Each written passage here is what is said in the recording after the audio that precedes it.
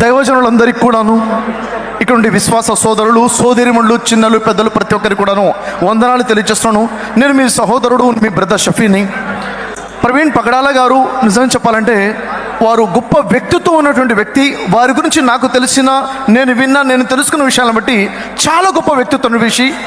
అందరూ అనుకుంటుందంటే ప్రవీణ్ పగడాల గారు ఇప్పుడు మన మధ్యలో లేరు అనుకుంటున్నారు.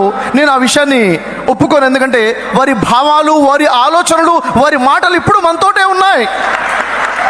అయితే నేను ఇక్కడ మీ అందరినీ కోరుతుంది, దైవజనులందరూ నేను కోరుతుంది, మనలో ఎంతమంది ప్రవీణ్ పగడాల గారి భావాలతో పాటు నిల్చున్నాం? చేయొద్దండి. ఎంతమంది ఈ భావాలతో పాటు నిల్చున్నాం?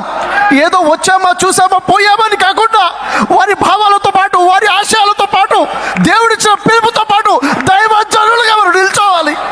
ఎందుకంటే ఇహలోకం శాశ్వతం కాదు, పరలోకం నిత్య జీవమే శాశ్వతమైనది.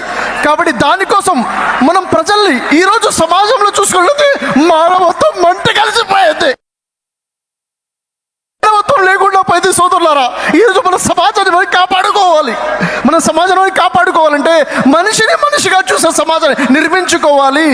ప్రజల్లో మానవత్వం చచ్చిపోయింది, ధర్మం కనుమరుగైపోయింది. నిన్ను వాళ్ళని పొరుగువారిని ప్రేమించుము అన్న ధర్మాన్ని మన ప్రజలకి పరిచయించాలి. దీనికోసమే మన ప్రవీణ్ పగడాల గారు పాటుపడ్డారు. వారు చేసిన ప్రయాణం ఊరూరు తిరుగుతూ ప్రజలకి పరిచయం చేశారు. ఇహలోకం కాదు, నిత్య జీవం గురించి మాట్లాడారు.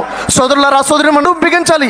ధర్మం కోసం ఏదైతే నిల్చున్నామో, మనం ఏదైతే జస్టిస్, వి వాంట్ జస్టిస్ అని అంటున్నామో, దానికోసం ఇప్పుడు ఏదైతే ఐక్యత మనలో కనిపిస్తుందో, సహోదరులు కలిసి ఉండుట ఎంత మేలు, ఎంత మనోహరము. మనం అందరం కూడా శ్వాసలు అనేక సంఘాలుగా విడిపోయి ఉన్నాం కాదు, మనకు కావాల్సింది ఐక్యత. సోదరులారా, నేను మీ అందరితో పాటు కలిసి నిల్చున్నాను అని చెప్పడం కోసమే ఇక్కడ వచ్చాను. మీ అందరితో పాటు నేను ఉన్నాను అని చెప్పడం కోసం నేను ఇక్కడికి వచ్చాను.